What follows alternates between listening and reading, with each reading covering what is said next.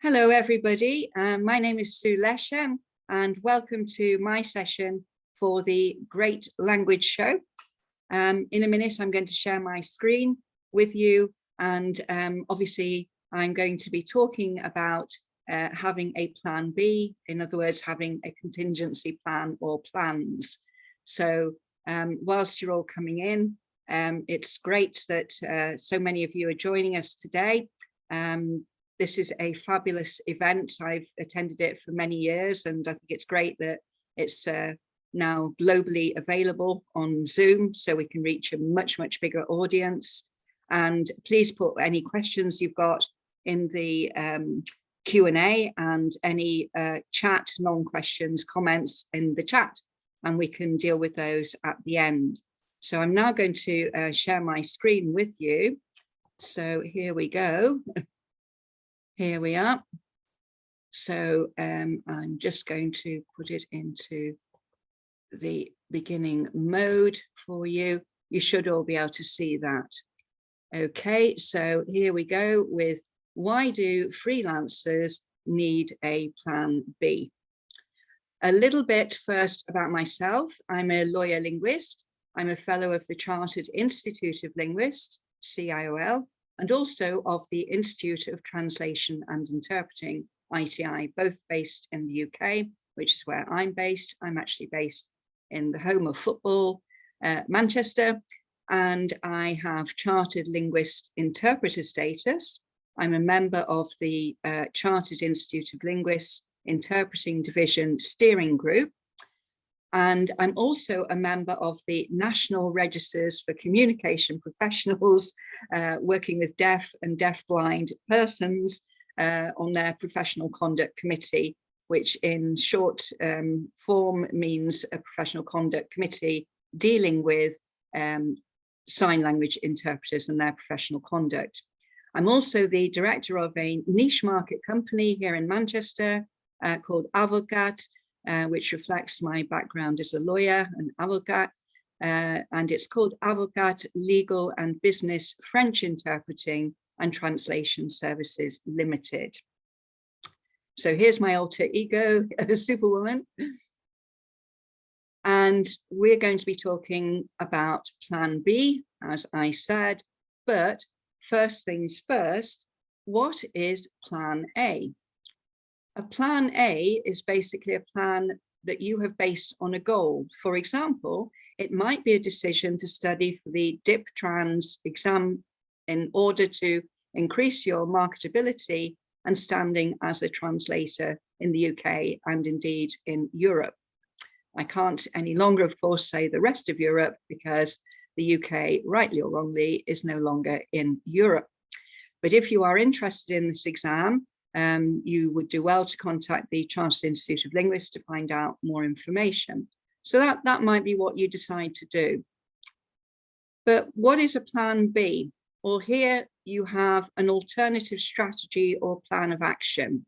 And you're going to use this if your initial plan, your plan A, fails or is delayed for any reason. So it is a contingency plan because, of course, no plan A is ever going to be foolproof. So a plan B, for example, could be this. More and more agencies, in my experience, are now prioritizing translators who have what's known as ISO accreditation. This is certification by the International Organization for Standardization. So whilst your plan A might be to study to obtain the DIP Trans qualification, and that's obviously a very good goal, your plan B could also be to apply for the ISO 1700 certificate in translation, just in case. Just in case, maybe you fail the whole exam. Hopefully you won't do that. Or maybe you just fail one of the units. You know, it is possible. It is quite a tough exam. So at the end of the day, applying for ISO certification isn't a waste of time because you've always got it. It's a very good marketing tool. It will get you access to work that maybe you wouldn't have got otherwise.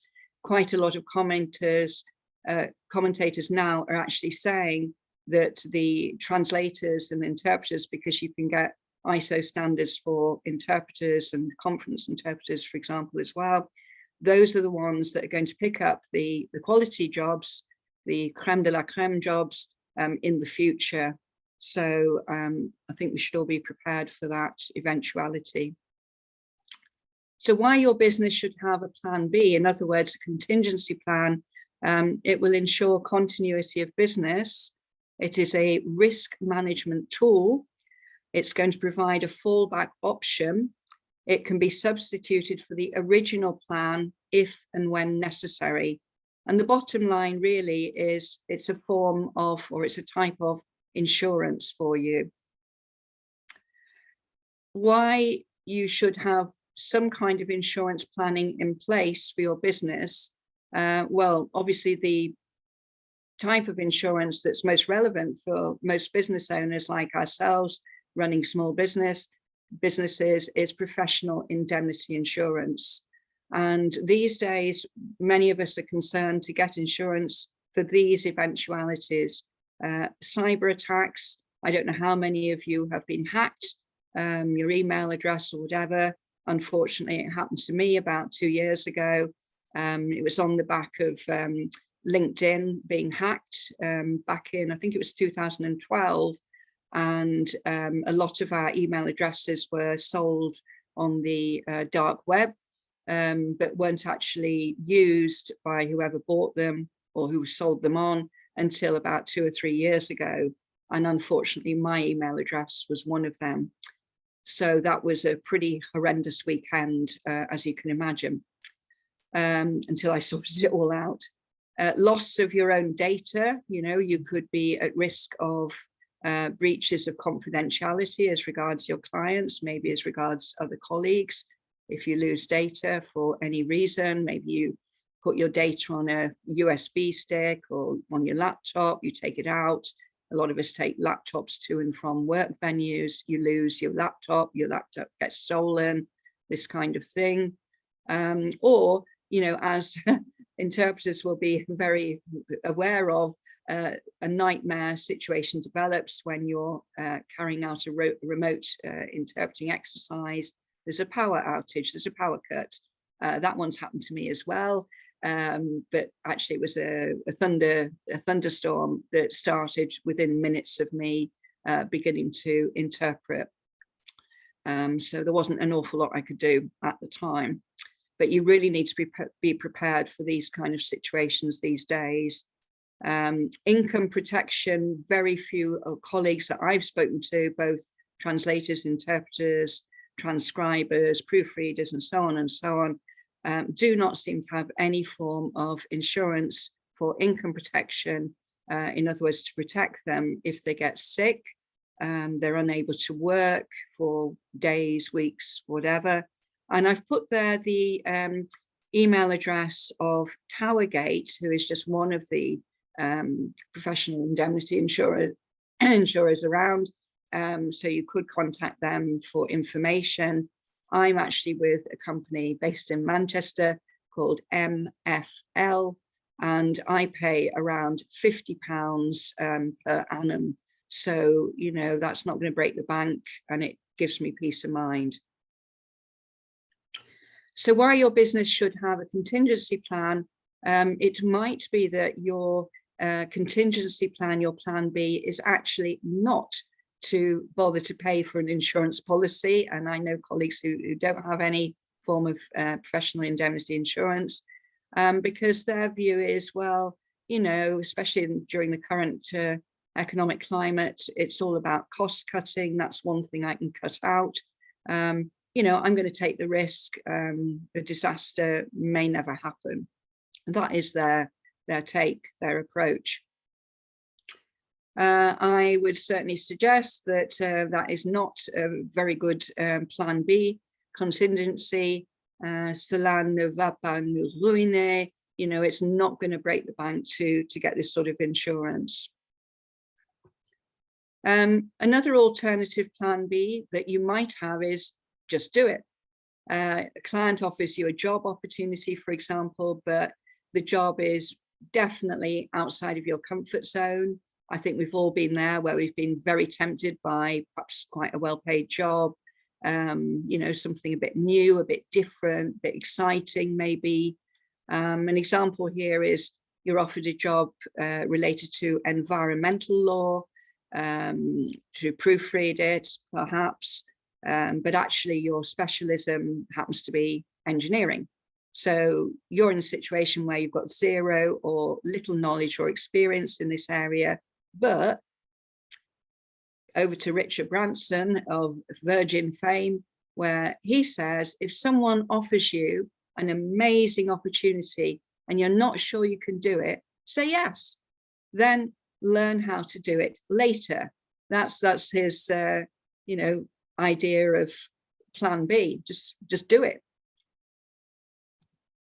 I think if you've got that kind of attitude, not necessarily to your business, you know, throughout, but to the, you know, the odd job offer, a particular job offer, you've got to do a certain amount of risk management here. You've got to make some kind of assessment of what kind of level of risk this is if you do agree to do this job that is outside of your comfort zone. You know, if you've got a medium, low, high, whatever type of risk, what are the consequences if you do mess up, who's going to be involved, all these kind of issues. Do you think you can wing it? Some colleagues would say yes, some would say far too risky. Others would say, well, you know, if I don't try, I'll never know if I can do it or not. You know, I'll do it. It's over to you, really. It's your choice. So just do it. But this time somebody offers you a complete career change, or you yourself think of having a complete career change. You're aware that it is a bit of a leap into the dark. You're not quite sure maybe what to expect. You may well be very well aware that it's going to mean a drop in your income, but you decide to do it anyway. And I'm somebody who did just this, actually. I was working in a law firm. I've told you my background is I'm a lawyer, UK trained, and I was working somewhere that had a very large translation department and some interpreting work as well. They somehow or other found out that I have French as my language and started contacting me, asking me to translate legal texts and do the odd bit of interpreting, which I was able to do in my spare time. To cut a long story short, I fell totally in love with that sort of work, and then decided to get you know, qualified and leave my full-time post as a lawyer by degrees, not at once. It certainly meant taking a cut in salary without a doubt, but you know, I'm just so glad that I did do that. Not the cut in salary bit, but that I left you know, a job that I found quite intellectually interesting, but didn't really satisfy lots of other sort of requirements, you know, in terms of travel and meeting people from all over the world and all that kind of thing. So anyway, that could be something that could happen to you. If you're a bit unconvinced that you should just do it, have a read of Feel the Fear and Do It Anyway by Susan Jeffers. She wrote this book in 1987, a little while ago now, but it's still very relevant. However, if we're talking about just do it, it is better to have a plan B. You know, if you're going to have a career change, you really need to research it. You know, what are you letting yourself in for? Talk to people who are already doing what you want to do. Check your financial situation out. Is this going to be viable?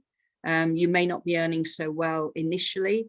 When you're starting out with a small business, certainly in the UK, we're generally told by accountants that it can take usually about 3 years to really get on our feet. And that was certainly my experience. If you have an existing job, I suggest that you leave it slowly. Don't just hand your notice in and start trying to be a translator or an interpreter. Go part-time. That's what I did. And at least you've got some kind of salary still coming in. And the rest of your time, you can gradually begin to develop a client database, find out, what qualifications exist, where colleagues are that you can network with, and so on. It's all about really having a safety net as well in case it doesn't work out for you. My plan B actually was that if translation and interpreting didn't work out, that I could always go back to various legal agencies and ask for, temporary jobs covering lawyers on maternity or sick leave or whatever. I knew without a doubt I could get a job doing that, that week even.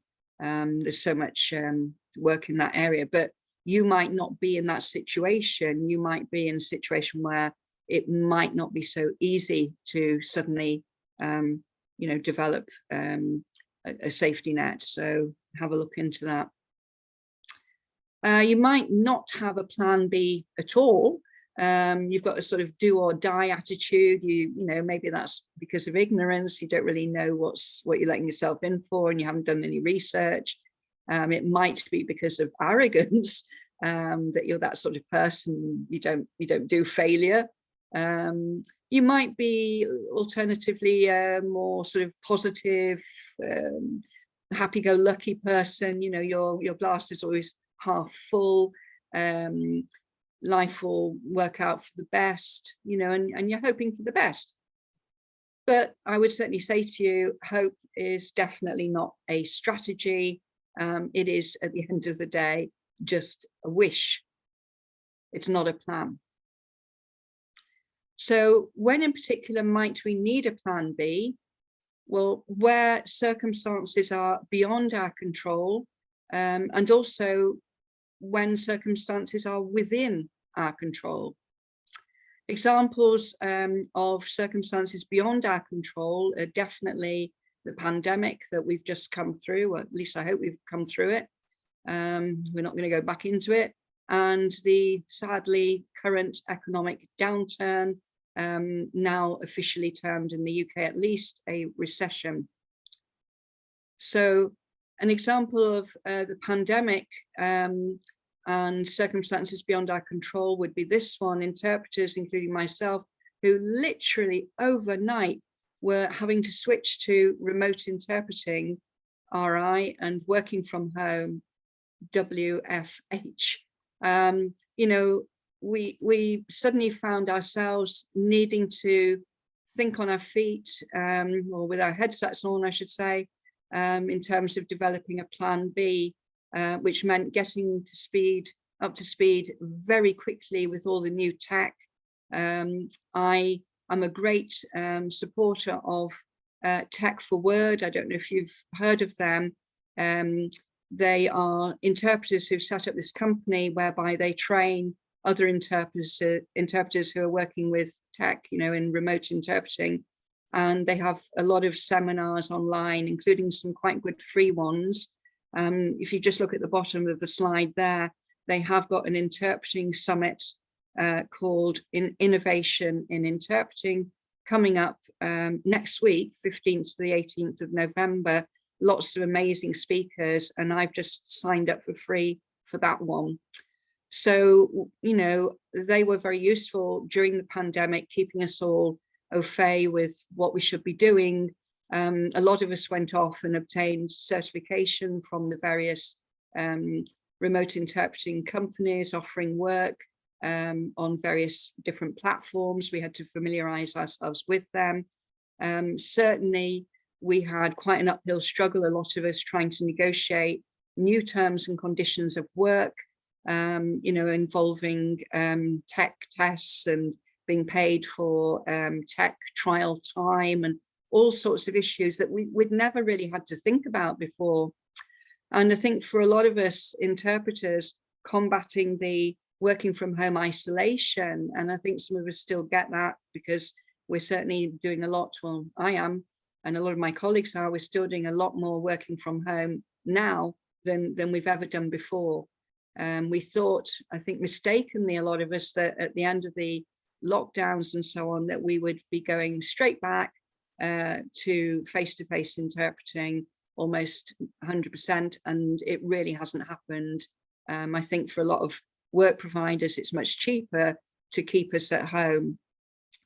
FOMO, you can see there on the slide, combating FOMO, fear of missing out. Well, you know, we're having to do online networking. We were having to do it at the time, and all our CPD as well, our continuing professional development, everything, absolutely everything was online. But actually, I don't think at the end of the day, we did miss out in terms of networking and CPD, because we were able to tap in globally, like we are today, via the language show, into lots and lots of countries and networks and colleagues. We met colleagues that we would never have come across if the whole world had been functioning for us on the face-to-face basis. So here's my, I suppose, badge, you would call it, for the Innovation in Interpreting Summit next week. We all had the opportunity to design our own badges, and that's I'm very proud of my little bit of tech there. So there it is. In terms of the economic downturn, obviously times are hard for small businesses generally in the UK in November 2022.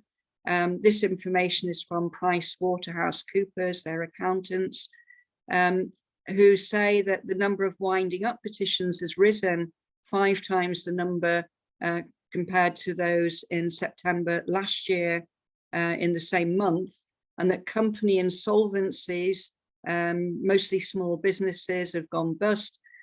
Basically, that's increased by 40% in the 3rd quarter of this year compared to the same quarter last year. So it's not looking good. So downturn projections are that there will be a longer recession than that of 2008. Some of you may remember that one, when even banks were collapsing. But what financial commentators are saying now is that from 2002, consumers are going to be poorer as inflation continues to rise, and higher mortgage rates and so on, and energy prices begin to bite. All a bit depressing. So what commentators are talking about is that the current UK recession is expected to last longer than that of 2008, but it's going to be what financial analysts call a bathtub-shaped period, unlike the W-shaped economic nosedive of 2008. So it's looking different. Charlie Bean of the Monetary Policy Committee in 2022 has said recently that people became cautious about spending after seeing these institutions collapse, the banks and so on, in 2008. But this time round, that's this year, people are spending less. Inflation has shot up, so people's real income will be lower. You may wonder why I'm spending time on this, but obviously it's really going to affect us with our plans. The moral of the story is, for us running small businesses, is we have to take into account now that times are hard for our clients, not just for us. There is definitely going to be downward pressure on rates. I had a look at the Institute of Translation and Interpreting Pulse survey results from last month, October, and they came up with this information that their respondent freelance translators and interpreters were, not surprisingly, very concerned about UK economic and political instability, and that they were very aware that business confidence is now at, a pretty low ebb. An example, a very recent one that I'd like to bring to your attention is this one. The parent company of Facebook, Instagram, and WhatsApp, company called Meta, are actually planning, as we attend this session, to cut more than 11,000 jobs globally as part of a major restructuring. So it doesn't take a an Einstein to work out that if a company like this is having to tighten their belt, surely others are going to follow.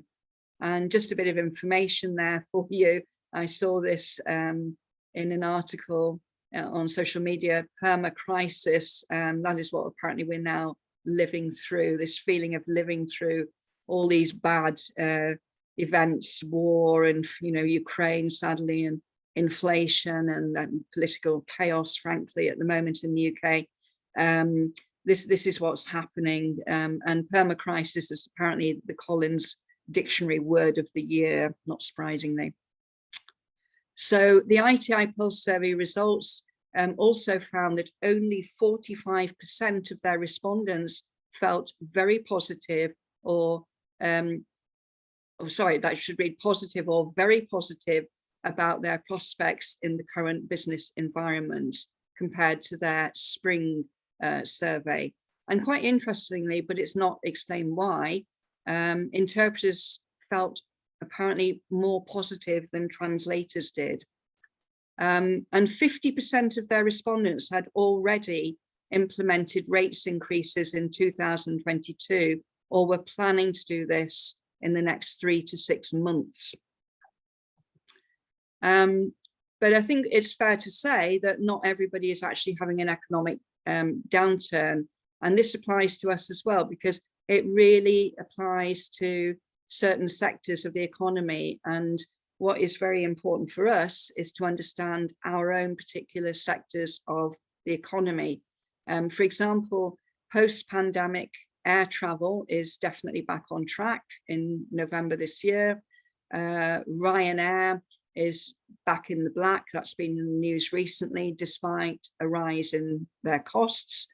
But their plan B, according to their CEO, O'Leary, was to increase their ticket prices by 14% since April this year. And also they have bought apparently fuel in advance at a third of the price that fuel's going to cost next year. So that's a pretty interesting plan B. So again, that's really complementing what I've just said about the ITI respondents. They're not talking about lowering costs and so on, or rates. They're actually increasing them. I've just phoned up a hotel actually that I was going to stay in London in March for the Chartered Institute of Linguists interpreter and translator days, and I've been told that they're probably going to be closed when I want to stay because they're going to try and convert themselves into a 4-star hotel. So yeah, that just goes to show not everybody is suffering, apparently. Having a plan B, given the economic downturn, I think those of us who weathered the 2007-2008 global financial crisis, certainly those of us who survived outsourcing of public service interpreting work by the Ministry of Justice in the UK, mainly really by diversifying, we're the freelancers who have been shown to have very good business resilience, and boy, do you need it. Tough times don't last, but tough people do. That's very true. So circumstances beyond our control, the B word, Brexit is with us, EU is not with us if we're in the UK. This will obviously have had major repercussions on certain colleagues and will continue to do so. It's all really about having a plan B, as I keep saying, being prepared, having some kind of response, being able to mitigate, to diminish any damage that is happening around us because of these circumstances. I think a lot of colleagues suffer badly because they'll put all their eggs in one basket. They will only focus on one subject matter. The Pareto principle 80-20 really is very worrying, where you will just be relying on 20% of your jobs coming from 80% of your jobs coming from, say, 20% of your clients, and that is a business no-no. I learned that the hard way by having a situation in Manchester where I was getting a lot of interpreting and translation work every single week from one organisation who then went bust, leaving me fairly, fairly without much work for a while. You know, it was probably one of the best business lessons anybody could have taught me. So I just touched on the MOJ outsourcing of public service interpreting in the UK to a monopoly supplier, and the response of public service interpreters was varied, but many of them developed plan Bs. They had to. Many abandoned interpreting, sadly, altogether. Many abandoned PSI. Some stayed, including me, but took the hit. But, you know, we developed backup plans, you know, translation work. Some went into conference interpreting. Some, like me, started teaching, mentoring, and so on and so on. Circumstances within our control, which we can change, are not just having one area of expertise. For example, just translating in the area of patents, but no other area of law, just in case patents goes down for any reason.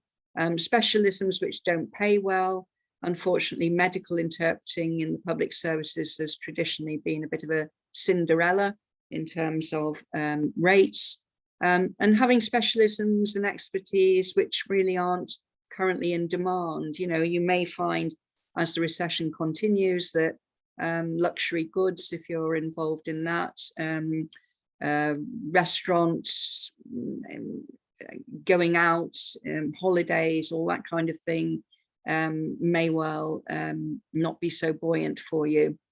An example could be residential property sales. That can work two ways. There may be less people wanting translations because less people are buying. But alternatively, what I'm finding, I do a lot of translation of property contracts for people buying and selling in France, is that lots of properties are being sold now because people can't afford the mortgages and they still need translators to deal with that. So, you know, you've got to really work out where you are, where you want to be in terms of your services and what you're trying to develop into. You know, just perhaps staying as a generalist, bit of everything, or you want to look at specializing in a few areas, or, you know, possibly you're really trying to move towards expertise as you go up the ladder. Circumstances within our control, things that we can control, are very much position in the marketplace or places. If you've got more than one, I've got at least two, England and France. So have a look at your marketing plans, your branding plans, your networking plans. In terms of your marketing, are you just targeting direct clients? Is that what you're intending to do? Maybe later on in your career, that's a good idea, but might be a bit difficult without contacts at the beginning. Maybe you're going to decide your market on Instagram. You know, maybe what you do is quite creative. You need a lot of visuals, but maybe you're not so keen on Facebook. You might think it's a bit casual. You might want to perhaps market yourself on something a bit more formal like LinkedIn. Branding is definitely within our control. How are we presenting ourselves? What is it that we look like to the market or markets that we're trying to target? Are we likable? Do people instantly recognize us? Do people trust us?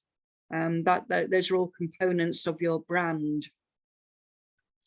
Networking, very important to choose where you want to network or where you should network. Example, I've mentioned this, or no, I haven't. I've mentioned the Chartered Institute of Linguists Interpreter and Translator Days in March next year in London. But this is another event, the conference, which is going to be online. CIL are holding it online next year on the 7th and 8th of April. So hope to see you at that. You might prefer, as I say, to go face-to-face to an event, and I'm going to go to both of these days, Chartered Institute of Linguists Translator and Interpreter Days on 24th and 25th of March in London. In fact, I'm presenting at the Interpreter Day on interpreters and vicarious trauma. You know, is the job getting to you, is the title of my presentation, actually. So last words, you do need plans. Short term, maybe that you are going to study for a qualification, you're going to set up all your marketing. Medium term might be that you're going to expand your client base. Long term might be you're going to drop all your agency clients. You're only going to work for a certain amount of money. I discussed this with Jonathan Scott, who's the CEO of the Language Show, earlier when we were chatting, and we were talking about plans A and B, and he was saying, I need a plan C and at least a plan D in this line of work. You know, I can't afford just to rely on a plan A and B.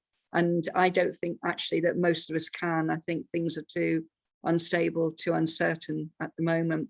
So do consider additional plans, just in case your plans A and B fall through for whatever reason. So diversify, perhaps have a look, maybe just way of example, at voiceover work. It's not incredibly demanding. It's actually very well paid for the time involved. There's a contact for you. So think outside the box, really. And there's my contact details. I'd be delighted to hear from any of you who would like to get in touch with me about the presentation, or indeed anything else you want to discuss with me. And thanks for listening. You are welcome to approach me for the slides, by the way, if you'd like them. And over to you. I'm going to stop sharing the presentation. There's a couple of comments, I think, in the chat. Zoe says, excited. Oh, that's great. I'm excited too. Thanks very much, Zoe. And Carrie says, can you please quickly go back to the voiceover slide? Oh, right. Let's see. I think I've got time to do that. Let's go back again. There's lots of voiceover organizations, Carrie, that you can contact. I found I've begun myself to have a look at them, you know, because people who are doing it tell me that it's really quite worth doing. So I'm trying to get back to the beginning. Oh, I'm not able to do it at the moment, sorry. But what you can do is email me. I will just type my email address in and I can send you some voiceover contacts. And not only do voiceover companies want, want English, but also various other languages as well. And quite a lot have translation work as well. You might be asked to translate the text that you're going to voice over. So some other comments, a lot to think about, an eye-opener, and food for thought. Yeah, thank you from Martina. And Kieran can always recap once the recording of the presentation is released. Yeah, bear in mind this is going to be, or this is being, oh, thank you, Lucia. She's put in the email address for the voiceover company. Yeah, I think that's right. Maria says, thanks for a great presentation. I'll just have a look at the questions. Sue, your email address still hasn't come up. I don't know why, it should have. I'll put it in again. It's se.leshen15 at, but again, it's on my slides. So you should get that email address. Sava says, sorry for my pronunciation, Sue, can you please send your presentation? I'm a bit tired, I think we all are, by the end of the week. Didn't write down any notes yet, that's fine. Danielle Coleman, do you have any sense of whether there is less work available in the legal translation field now because of the economic downturn or downward pressure on rates? No, not at all. I think legal is always buoyant. Even if there's an economic downturn, people unfortunately will still get into all sorts of problems, legal problems, debt and so on. And you know, when I studied to become a lawyer, we were always told at law college that we would never be out of work. And I think that's very true. No. I think legal work is also very sector dependent in terms of the different sectors of the legal, you know, various legal areas. Some may well be more buoyant than others. You know, for example, during the last recession, conveyancing, which is the transferring, buying and selling of houses and the legal process involved, went downhill quite a lot because there just wasn't enough money around to buy. So that was an area that definitely suffered. Criminal legal aid suffered a lot recently when there wasn't much work being done by criminal law barristers. They were on strike and stuff for better rates, actually. Yeah, it really depends where you, as I said earlier, position yourself. You know, if you're too restrictive and that area goes down, not talking law now, but for example, talking tourism, you know, that just completely disappeared during the recent lockdowns. So, you know, that really was a problem. So I'm just going to type my email email address again in for Savia. Yeah, all these things are part and parcel of your business planning. You know, what is viable, doing your research before you get into it. So I've just sent my email address to Savia. Elena is saying, really interesting session. Thanks very much. Sava, I've put my email address in the Q&A box, so you should have that now. So anybody else got anything they would like to mention that they haven't already mentioned? I hope you found this really useful and provocative, because it's intended to really make you think. I was talking actually to a colleague today who, like me, is a legal translator, and she was talking about how she's going to take about 2 years out to do some training in terms of tax and tax law, I think, as well as relocate from one country to another. You know, she's planned that all out as a sort of plan B, but keeping translation on as well. I'm not quite sure why she's decided to do that, but I did sort of joke with her and said, you must be a bit of a glutton for punishment if you're deciding to do all that, but I'm sure she has really good reasons. So just maybe, can anybody put in the plan B? Oh, I was just going to ask, do you have a plan B? And Lucia has put, I'm taking a teaching assistant course just in case. Okay, that's really a good backup. And of course, it might be useful, Lucia, for networking in schools, you know, who usually have lessons involving languages. You never know what kind of connections you can make. You know, you can actually perhaps develop bridges between both of your streams of income. My sister is a teacher, and she was telling me she was teaching some kids in a Spanish lesson. She was working as a supply teacher. And so she then started talking to them about me and how her sister was an interpreter, and a lot of the kids were really interested. So, you know, that was quite good.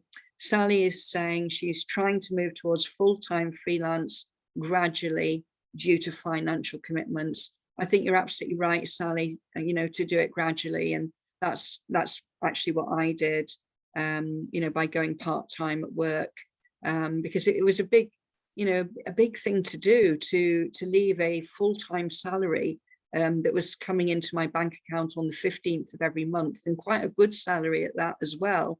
You know, and then sort of going a little bit into the unknown. So, you know, I really did take my time to move out, certainly in terms of going part-time. I think I went part-time for about 6 months, something like that. And then when I felt it was safe to leave my full-time job as a lawyer, that's when I left, but not until I got a lot of my prospective company set up, you know, with all my contacts and training courses and local networking groups. And I talked to quite a lot of interpreters and translators and so on in the field that I was looking to get into. So, you know, I certainly didn't jump without doing all that first. But as I say, I did have a safety net, which was I could go back to, I still could if I wanted to go back to law full time, but that's never happened. Elena says, going part-time at my non-language work made a big difference to me. Gradual is a good way forward. Yeah, that's right, Elena. It's what we call incremental, really, just bit by bit, petit par petit. Lucia says, good on you, Sally. I did that too, put 6 months of expenses away before going full-time freelance. I think that's a really good idea, to make sure you've got some kind of financial safety net. And then she says, oh dear, the pandemic knocked on our doors only 2 weeks after that. So I would suggest put 10 months away. That's my tip. That's a very good tip. If you listen to financial advisors, or, you know, I don't know if any of you watch Martin Lewis on the Money Savings Expert program, most financial advisors will advise that most people will end up in really serious financial trouble even within 3 months of not having a job. It takes as little as 3 months for them to suddenly start not being able to pay bills, mortgage, and so on, if they haven't managed to get another job before then. And bear in mind that in our world, in the freelancing world, we are very much at the mercy, unfortunately, of clients who may or may not pay on time. It's the bane of our lives when we're having to chase and chase and chase. It's completely different to getting a full-time salary once a month. You know, whether or not we're good at our jobs or whatever, we still get that salary.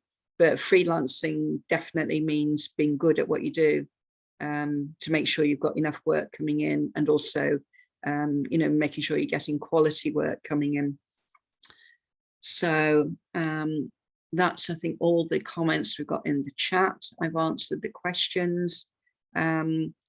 Yeah, you've got the recording, so please have a look at that, and please feel free to email me. Anybody else got any questions or comments before we close? And thank you very much for your attention. Oh, Kirsty from Northern Ireland. Ah, one of my colleagues. How are you, Kirsty? Long time no see. Kirsty was one of my mentees, and she has a big thing for skydiving as a hobby. And I think she translates in that area as well a bit. That's amazing. It's nice to recognize some names of attendees. Okay, so everybody's saying thank you. So I think I will close the presentation now, and please have a great weekend, and feel free to contact me for help and support. Good evening.